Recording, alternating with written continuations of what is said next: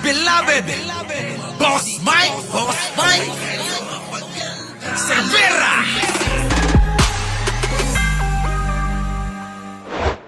Init na balita, 8 hepe ng Philippine National Police ang nirelieve sa pwesto ni PNP Chief Nicolas Torre III. Ayon kay Torre, madaragdagan pang masisibak na hepe ng pulisya na bilang sa mga probinsya. Ang dahilan sa ulat on the spot ni June Veneracion. Ako, eto na mga kababayan, ha?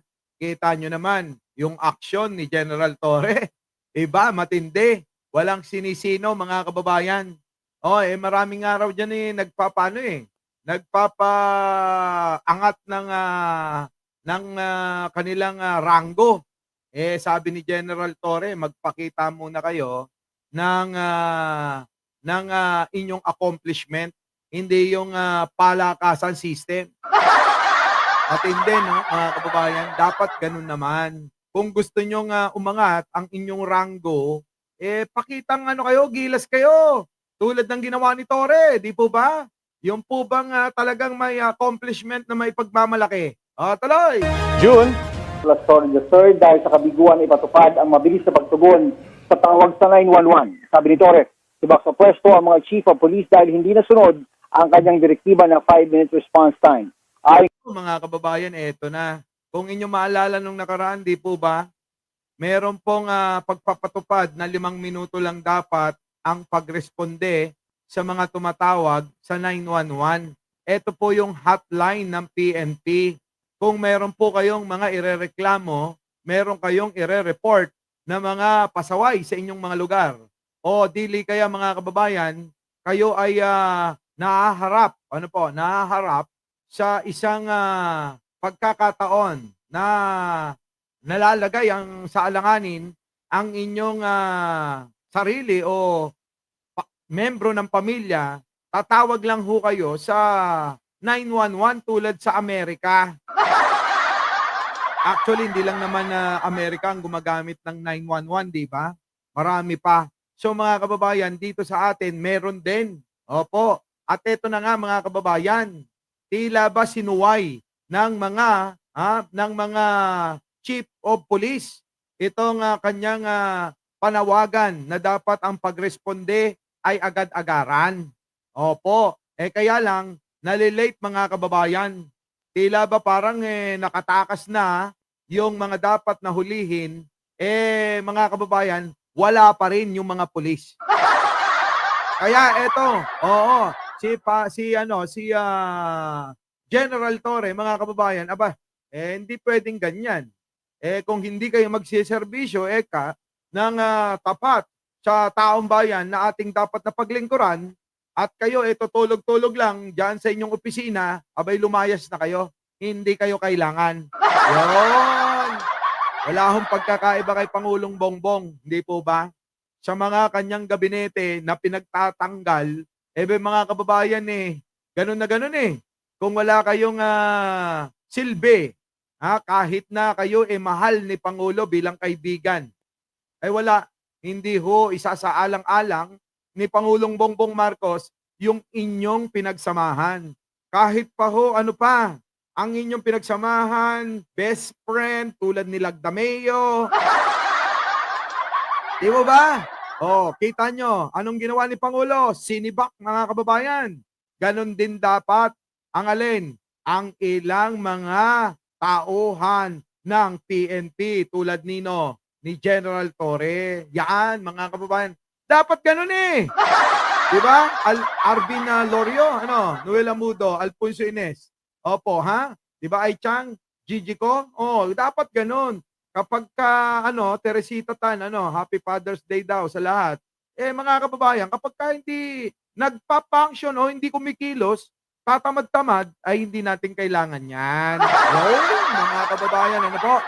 Sige, tuloy! Kay PNP spokesperson Brigadier General Jean Fajardo, ang mga na-release sa pwesto ay ang mga chief of police ng Navotas, Caloocan. Ito na mga kababayan.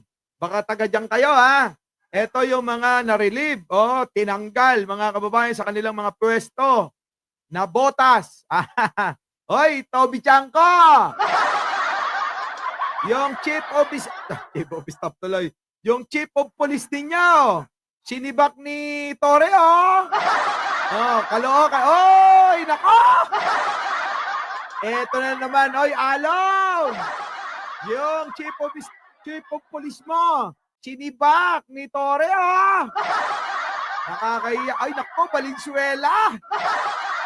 Mayor, Gatchalian. Oo. Baka naman. Ano nangyari? Oh, yung chief of police ninyo, no? Sinibak din. Kita nyo, mga kababayan, ha? Eto. Oh, kung may napapansin kayo, mga kababayan, paki-comment naman. Kasi may napapansin ako dito. Wala akong sinino. Kung inyong makikita, mga kababayan, marami dito. Abay, kaalyado ni Pangulo ang lugar, ano? Tulad ng, Nabotas, Toby Chanco yan. Caloocan, wala, Balimbing yan, mga kababayan, ano? Valenzuela, mga kababayan, Gatchalian, kita nyo? Mandaluyong, Abalos yan. Marikina, naku, mga kababayan, oo. Oh, San Juan, naku, yan din, mga kababayan, ha? Parañaque, Makati, kita nyo? Halos lahat, mga kababayan, yung lugar, mga sumuporta kay Pangulong Bongbong Marcos nung halalan. Di ba ba? Ngayon, mga kababayan, walang sinino. O, sige, tuloy. Caloocan, Valenzuela, Mandaluyong, Marikina, San Juan, Parañaque at Makati. Sabi ni Torre, hindi talaga kakayanin ng 5-minute response time kung hindi makakapag-command ng maayos ang mga chief of police. Nako, mga kababayan, may reklamo. Sabi ng mga chief of police, mga kababayan sa lugar ng mga nabanggit, hindi naman talaga kaya yung 5 minuto eh. Pinapahirapan mo kami. Mga kababayan ko, oo, si General Torre, hindi. Kaya yan kung gagawin nyo lang yung pagmamando ng maayos. Mga kababayan, nako, sabi ni Aichang, abay 1,000 na ho tayo mahigit, 264 pa lang yung nagla-like. Baka naman ano po, Baka naman. Sabi rito, tropa nyo ba sila Sir Chris, Ulo at Sir Mark? Syempre! Barkada yung mga yan, Princess Amor. So, eto na, mga kababayan ko. Baka naman bago tayo magtuloy-tuloy, pag-likein nyo si Paring Bert, si Justin, si Wisely Mateo, si Mami Lou, si Marian Tomas, Maria Pepalisok, at si Mercy Gelano, Lady Nell, oo. Baka naman, mag-like na kayo. Bim Adriano. Sige na. Big and Sally. Shoutout po. Pasok. Dagdag pa ni Torre, may mga susunod pang matatanggal sa pwesto. Katulad na lang Ako, eto pa, mga kababayan, nagbanta pa si General Torre. Meron pa raw isusunod na mga sisibakin nito. Sino kaya yung mga yon? Sana, ganun na lang kasimple. Yung tungkulin ni Pangulo, kahit Vice Presidente, pwedeng sibakin no? Kung pwede lang sibakin ni Pangulong Bongbong Marcos, itong lukulukang Tiborcia, baka mamaya wala na tayong problema. Bakit hindi kaya gumawa ng mga ganyang mga batas na may kapangyarihan ng Pangulo para sibakin ang kanyang pangalawang Pangulo at palitan? Kaysa naman ganyan, mga kababayan, kita nyo naman, kaya pala ganyan ang ugali netong si Buday, mga kababayan, kasi, mga kababayan, ibatakbo ng isip niyan. Di po ba? Alam nyo na yung ibig ko sabihin. Oo, bari-bari sa mga ilan. Ano po, bari-bari, minsan kasi aminin natin. Oo, kasi tulad ni Meme Pebbles, aminado na kapag ka daw may mga ganyan para bang yung ugali na hindi niya mapigilan Di po ba? Ganun yun Di po ba? Kaya mga kababayan, pwede po ba? Oo. Sa susunod, kilatisin nating maigi kung sino ang dapat nating hinahalal at binoboto. Di po ba? Bari-bari, tadi magkatakki. Hoy, mawalang galang na sa mga kumakaing mga Ilocano. Eto na, tuloy. sa binisita niya kahapon na Central Visayas kung saan may mga pwesto ng provincial director ang idideklarang bakante. Marami naman daw. Mga kababayan, eto, ibang klase si General Torre. Nagpapakitang gilas talaga. Ano po? Nagpapakitang gilas. Bakit kaya? Nako, General Torre, sana ituloy-tuloy mo yan. Kasi ang alam ko po mga kababayan, meron pa ho siya na maninilbihan po bilang PNP chief ng 1 taon o kulang-kulang 2 taon pa ho. Mga kababayan, bago po siya ay magretiro na bilang police. Ano po? So, mga kababayan, supportan natin si General Torre sapagkat etong ginagawa niya, mga kababayan, ako sang-ayon din eh. Kita nyo kung hindi nyo kakastiguhin ang mga, yung hanay ng kapulisan, ay sigurado talaga walang magbabago dyan. Di ba? Walang magbabago dyan. Wag niyong sabihin, ang sekreto ko, sabi ni Charlie Whiskey. Ano ba yon? Ano ba yung sekreto? Idol, sino ba yon? Idol ko si Boss Mike, sino yon? Tuloy! Nakalinya, napapalit sa mga matatanggal na opisyal. Yan. Bago inanunsyo ang release ng 8 chief of police ay nag-ikot muna si PNP Chief Torres sa ilang eskwelahan ngayong unang araw ng balik eskwela. Kita nyo, nagtatrabaho, iniikot, sinisigurado ni General Torre ang kapakanan at kaayusan ng kapaligiran natin. Yung bang gusto niya maging safe lahat? Oo, hindi man perpekto pero malaking bagay po yon na makita kay General Torre mismo yung pagtatrabaho para naman mahiya yung mga ilang mga general dyan. Di po ba mga kababayan ko? Kaya yan, tama lang yan. Lovely Dominguez yung ginagawa niya. Ping-pong, di ba? Oo. Sara, thank you naman. Oo, kita-kita tayo soon. Tuloy. Balik si Rafi. Yon, mga kababayan ko. At hindi lang yan, mga kababayan ha. Eto, merong home interview itong si General Torre at meron din hong mga pahayag na ilan. Eto, pakinggan po ninyo. Pasok! Patrolman natin sa corporal and sergeants and sa mga lieutenants natin na nagpapapromote, isang malaking metrics ang points ng affidavit of arrest. Kung gusto nyo ma-promote, affidavit of arrest, isa sa mga ipapakita natin, isa sa mga i-require natin. Just to be fair to all those people on the ground, at dahil maliwanag naman yan, no argument about it, ang affidavit of arrest, ang pang-aresto without warrant, yan ang pinakamahirap na trabaho ng isang pulis. Nako, sinabi mo pa, General. Nako, eto na.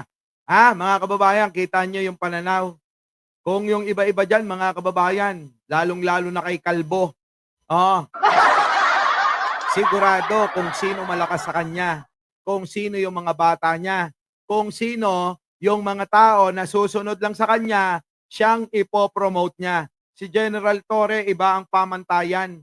Kailangan, mga kababayan, may nagawa ka na kailangan na maging basihan. Ito ba? Huba, Rumo, ko. Shoutout po sa inyo dyan sa North Korea. Ano po? Ano ba yung NO? Yan, North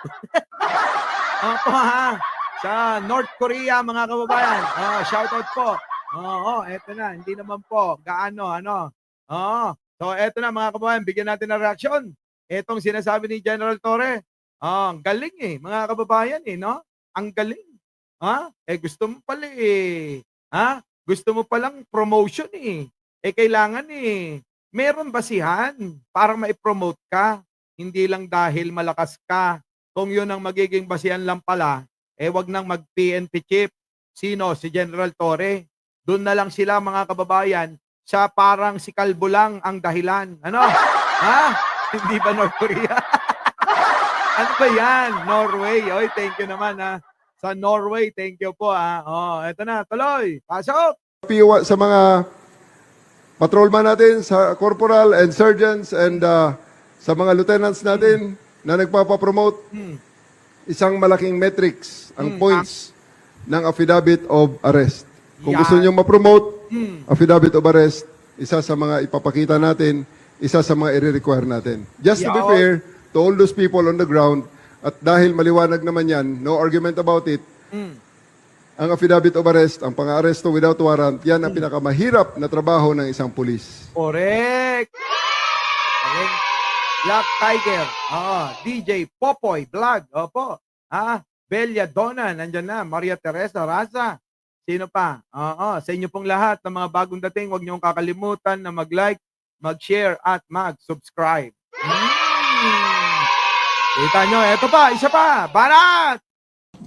Presidente Duterte, Eto, mga kababayan, matindere. Alam nyo po ba, itong tao na ito na nagpapakitang gilas ngayon, at ginagawa ang kanyang tungkulin at trabaho, abay, eto, mga kababayan, pinagbantaan ng mga Duterte ito. Mismong yung matandang Duterte, pinagbantaan yung ating PNP chief noong hulihin. Sino? Mismo Digunyo. At maging sige tuloy, mga kababayan. Sige tuloy. mismong si Presidente Duterte ay niremind niya ako, magre-retire ako. At aasuntuhin ako ng kanyang mga anak at ang kanyang mga kamag-anak after my retirement, even before my retirement. Tinrete niya ako. But everything is okay lang yan. Okay lang yan, General. Ganun talaga eh. Wala naman silang magagawa sa'yo. Oo. Tingin ko lang, mga kababayan, etong problema sa ating bansa, kapag ka ikaw ay nagtatrabaho ng tama, ikaw ay pagbabantaan, pagbabalakan ng masama. Hindi ba't hindi nalalayo kay Pangulong Bongbong Marcos? Si Pangulong Bongbong Marcos, mga kababayan, nagtatrabaho ng maayos. Anong ginagawa nila? Abay, pilit nilang binababa. Kita nyo, hindi na magkanta ugaga yung mama. Pati rin ito, mga kababayan. Diba? Panay ang pagbabanta ng mga lumalaban sa gobyerno. Tulad nitong grupo ni Digunyo. Hindi, mga kababayan. Kasali yata talaga yan. Kapag ka hindi kasang-ayon sa kanilang gusto, ituturing kanilang kalaban. Di po ba, mga kababayan? Corazon Ramos, shoutout po. Ganon lagi. Yung ganyang mga pag-uugali, mga kababayan, na kapag ka hindi ka sumasang-ayon sa kanilang kagustuhan, ituturing kang kalaban. Aba, mga kababayan, dapat kinakalimutan na yan. Hindi po ba't mas maganda yung panawagan ng Pangulo na kapag ka ikaw lingkod bayan o ikaw naman ay napagbigyan ng maglingkod, abay manahimik ka na lang kung wala ka namang gagawing mabuti at sasabihin. Dahil hindi na yung makakatulong, mga kababayan. Total naman pinagbigyan ka na, tulad ni Digong, pinagbigyan na maging Pangulo, dapat ginawa mo na lahat yung mga sinasabi mo na tama na gawin ng bagong namumuno. Kaso hindi ho ganon. Dahil po, mga kababayan, ang ginagawa ng mga grupo ni Duterte, walang ginawa kundi manira na manira. Kahit nga, mga kababayan, sarili nilang gawang fake news, mga kababayan, sila pa nagkakalat. Tulad ni Bato, tignan nyo. Nagpakalat sila ng maling impormasyon na gawa-gawa lang. Yung po ba tama? Kaya nga ho ang nangyari, mga kababayan binalatan ng Malacanang yung kanyang kagaguhan.